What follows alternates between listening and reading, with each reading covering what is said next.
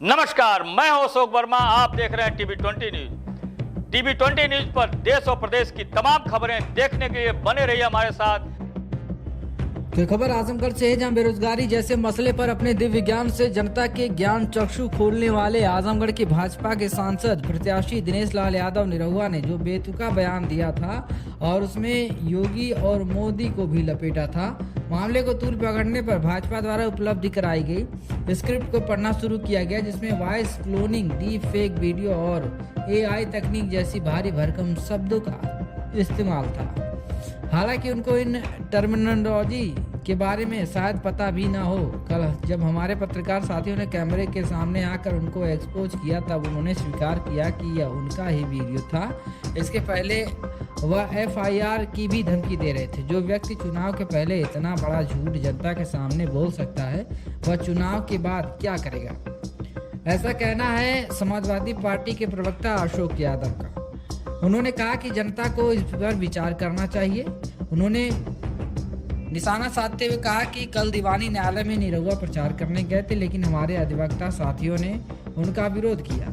उनके विरोध का कारण यह था कि वे लोग कुछ महीनों से कुछ मुद्दों को लेकर विरोध प्रदर्शन कर रहे थे, लेकिन निरहुआ कभी उनसे उनकी समस्याओं के बारे में पूछने तक नहीं आए और आज चुनाव में वोट मांगने आ गए। इस बात को लेकर उनका विरोध अधिवक्ता साथियों ने किया था, लेकिन विरोध के उपरांत उन्होंने अधिवक्ता साथियों के प्रति बहुत ही अपमानजनक बयान दिया। उनको गुंडा तक बोला, जो कि बहुत निंदनीय है। अधिवक्ता साथी हमेशा शोषितों और पीड़ितों को न्याय दिलाने का काम करते हैं और उनके प्रति निरहुआ जी का इस तरह का बयान अपमानजनक है। उनको अधिवक्ता साथियों से माफी मांगनी चाहिए। और क्या कुछ कहा है अशोक यादव, प्रवक्ता समाजवादी पार्टी ने, आप सुनिए। बेरोजगारी जैसे मसले पर अपने दिव्य ज्ञान से जनता के ज्ञान चक्षु को खोलने वाले आजमगढ़ से भाजपा सांसद पद के प्रत्याशी दिनेश लाल निरहुआ जी ने जिस तरह से बेतुका बयान दिया था और उस बेतुके बयान में अपने शीर्ष नेतृत्व माननीय मोदी जी और माननीय योगी जी को भी लपेटे में लिया था, उसके बाद उस बयान को झुठलाने के लिए भारतीय जनता पार्टी द्वारा प्रोवाइड कराई गई स्क्रिप्ट को पढ़ने का काम किया, जो कि एक कलाकार हमेशा करता है।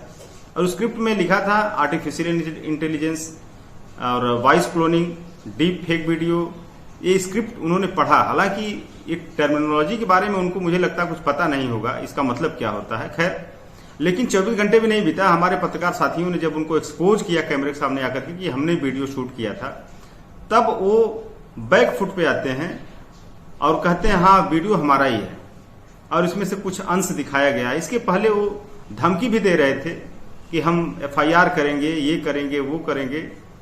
तो इस तरह से एक महाझूठे प्रत्याशी को आजमगढ़ की जनता कैसे अपना वोट देगी, कैसे अपना आशीर्वाद देगी? जो चुनाव के पहले इतना बड़ा बड़ा झूठ बोल रहा है, वो चुनाव के बाद क्या करेगा? तो जनता को तो इस पर विचार करना चाहिए।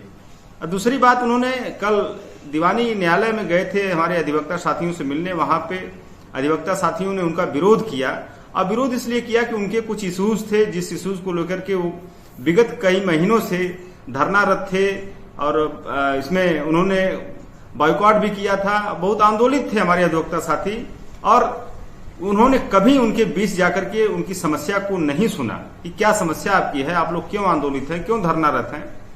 और कल वो जब वोट मांगने गए तब हमारे अधिवक्ता साथियों ने प्रोटेस्ट किया। उसके बाद उन्होंने अधिवक्ता साथियों को गुंडा जैसा शब्द का इस्तेमाल किया उनके प्रति। तो जो समाज के पढ़े लिखे वर्ग एक अधिवक्ता साथी होता है, समाज के दबे कुचले लोगों को न्याय दिलाने का काम करता है हमारा अधिवक्ता, उसको लेकर के जिस तरह से उन्होंने इस अपमानजनक शब्द का इस्तेमाल किया, ये बहुत ही निंदनीय शब्द है।